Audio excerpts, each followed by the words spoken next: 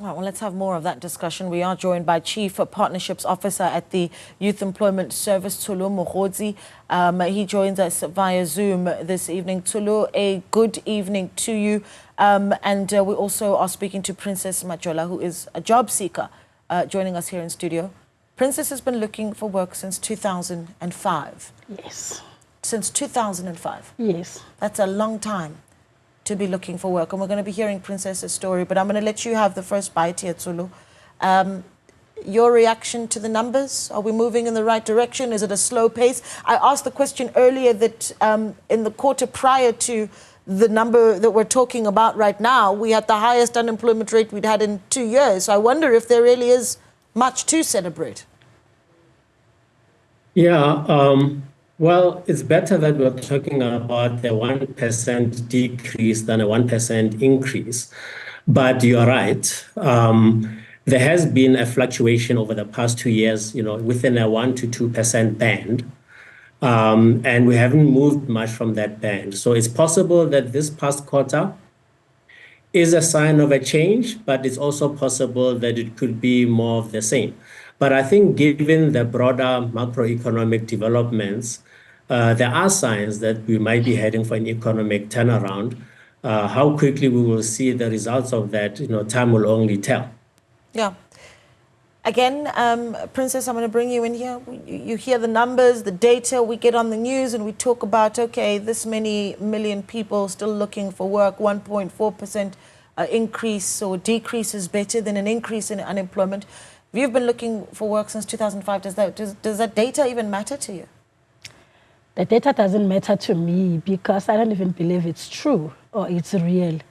Because I believe that the data is based on a narrow definition, not an expanded definition. Because if you would look at expanded definition, it means like people like me who have now become discouraged work seekers. We form part of that 3.4 million. And then they're saying it's 8 million people who are unemployed. I mean, when you add the two, you get plus minus 12 million. So it really, there's nothing to celebrate or nothing to be happy about. You say the 3.4 million discouraged work seekers. How does one get to that point? Because again, we talk about it as data so often, but there is a point where you get discouraged, right? You've been unemployed since 2005. Do you remember the point that you thought, I might never get a job? It was when I reached the age of 36. Since we know the age criteria limit in South Africa is 18 to 35. So when I reached 36, then I knew that my chances were very slim. So I had that hope of someone maybe holding me by a hand and taking me for a job interview or placing me somewhere where I could work. But I saw when I reached 40 that, no ways, 5 years ago, this would never happen for me anymore. I would never be employed again. When was the last job you had? Have you had a job?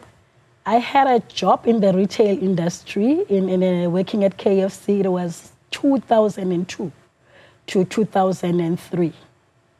And ever since then, it's been difficult to find work? It's been difficult to find work. Talk to me about the doors that you've knocked on to try and get assistance. And some of the, I mean, an example of a door that you knocked on that just simply wasn't opening. I mean, I've tried applying the retail industry. I mean, the only job I could get, it's this what we call contractual work, which is not decent, dignified work. So I still redeem myself as someone who's unemployed. I've tried knocking at becoming a domestic worker. Still, it didn't work. So I've tried also applying for becoming with SAPS. I've tried with JMPD.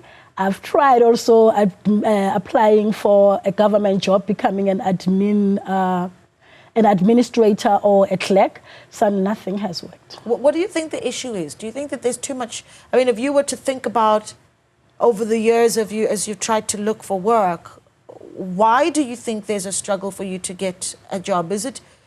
Could it be that because there are so many other people in your shoes? So how do you try and frame it? Yes, it's true that it's because there are so many other people in my shoes.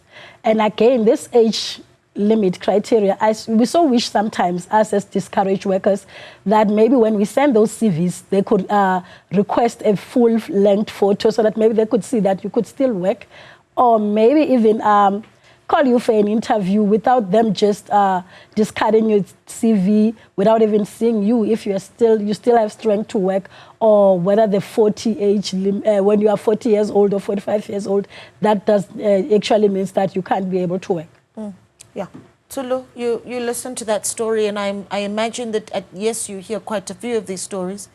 But Princess is saying, once I hit 36, I knew that it was going to be incredibly difficult. That is true. The evidence suggests that the longer you are unemployed, the less likely you get over time to being employed. So if you are far removed from economic activity and from employment opportunities for a very long time, it becomes much more difficult to get back into the workspace. But what we are seeing is that obviously there's a lot of economic change now that is happening. You know, if you look at the energy sector, there's this renewable sector that is coming up. In the tech sector, AI is coming up. There are a lot of changes. And one of the things that one can do to try and break the cycle is just to try and reskill. For example, if it's possible for Princess to see if she can get some training, there's quite a lot of training out there at the moment in a totally new field, where there are a lot of people who don't have a lot of experience because it's new. And so in those sectors, you know, having lack of experience is not necessarily a serious disadvantage because everybody doesn't have experience. And one of those is, like, for example, solar PV installations. So us at Yes, we work with other donors. We do quite a lot of skilling work in that space to help young people get opportunities in that space. So to try and reskill is one way. The other thing to look at is that CVs obviously are really just a proxy, an indicator of the skills that you may have for the job. So employers don't know whether you can do the job or not. And they use your CV to basically make a very good approximation based on your CV on whether or not you might have the skills. But increasingly, there are places where you can have a skills assessment done. So you basically take a test, and it's like an online test.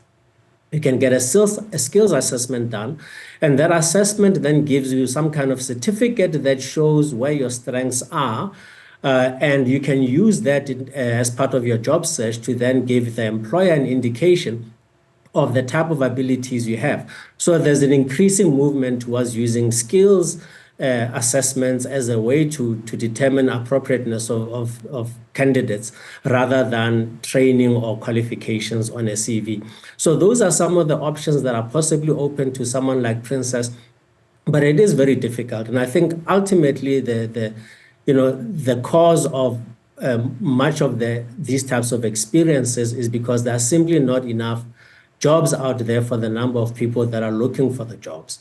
And until the economy turns around and starts creating the jobs, you know, some people will be lucky and get those jobs, but many people are going to continue to be frustrated because there are just not enough jobs in the economy.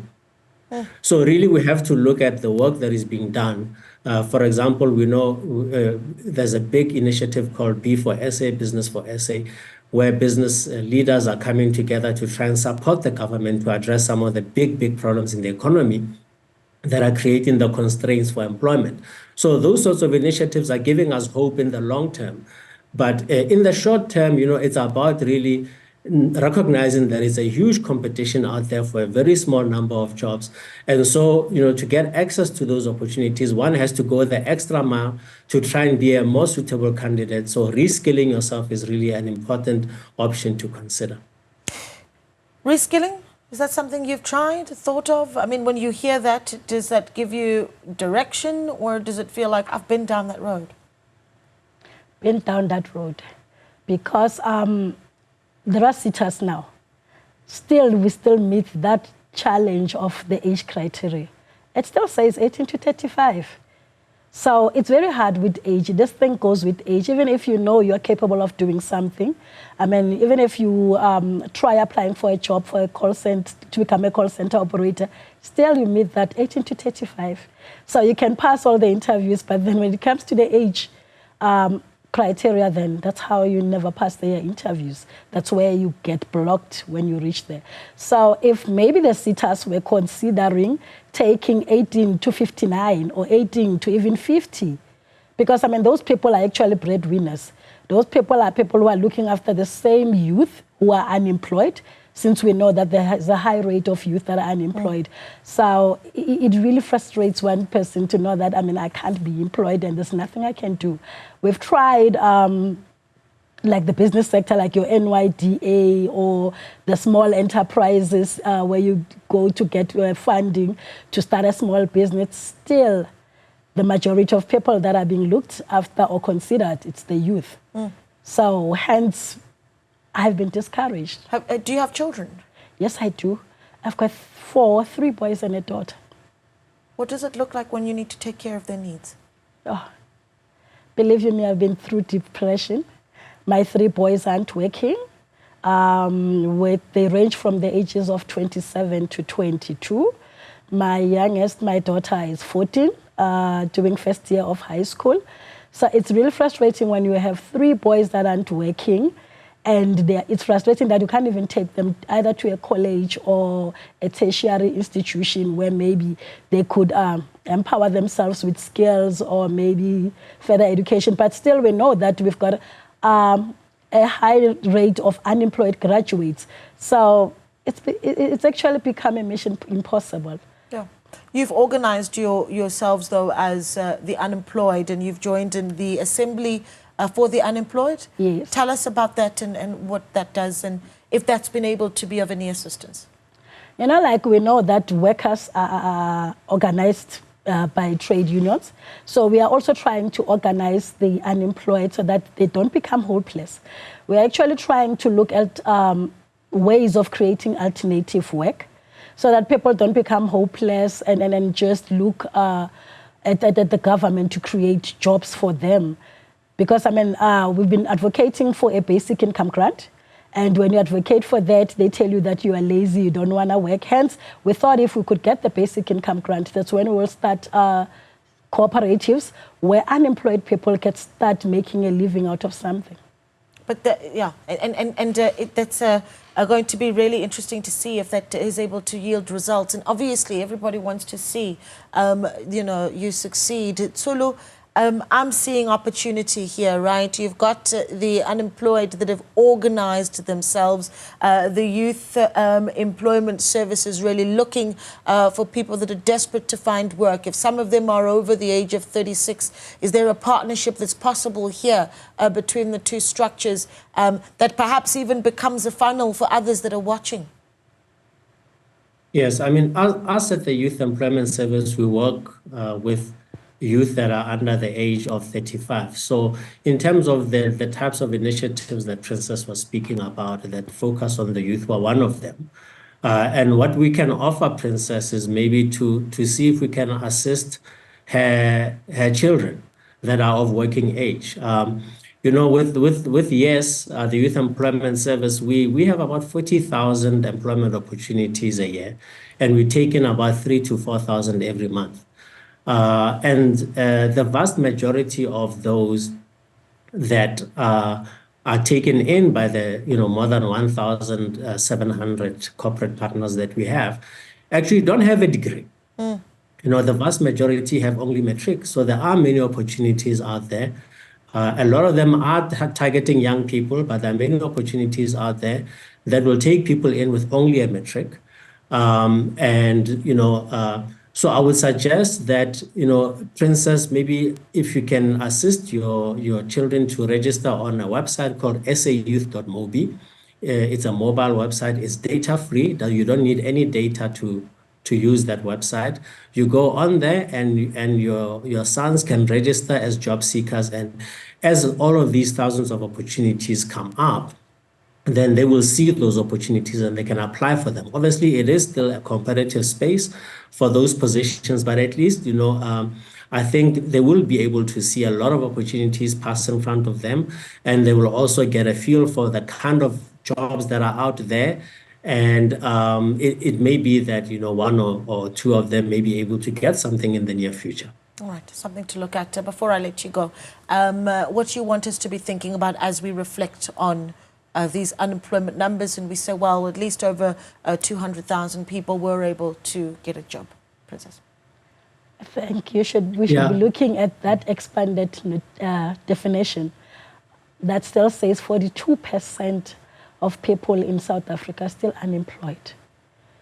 Because this narrow definition is actually misleading the unemployed people, because now it's making people think that there is hope, there is work that's being created, whereas that's untrue. I mean, if you talk about work being created and you talk about EPWPs, which is precarious work, which we know to even get those EPWPs, you have to have an affiliation of a certain political party. So if you're not a caring member or an affiliate of that, then you can't even get that EPWPs. So when now people who've been in EPWPs, instead of them working 6 months and then shifting for others to come the second group or the third group, that's been the same person repeating themselves. So there's actually no help. All right, yeah, we're going to have to leave it there. Thank you so much for sharing your story with us, Princess, and we do hope that you are able to find a solution to some of the challenges that you're facing. Princess Majola is a job seeker, and thanks as well to Tsholo Mogotsi, Chief Partnerships Officer at the Youth Employment Service. We've got perhaps one more message that's come in from a viewer on WhatsApp as that comes up on the screen. Anonymous says, engineers are unemployed. ECSA should offer registration and membership discounts for unemployed engineers so that they are at least registered and they can apply for opportunities in South Africa. Anonymous, I hope that message was heard. Keep the conversation going though on WhatsApp 072-110-5584. You are still watching Newsfeed PM, the late edition with myself, Naledi Moleo. More news on the other side of this break.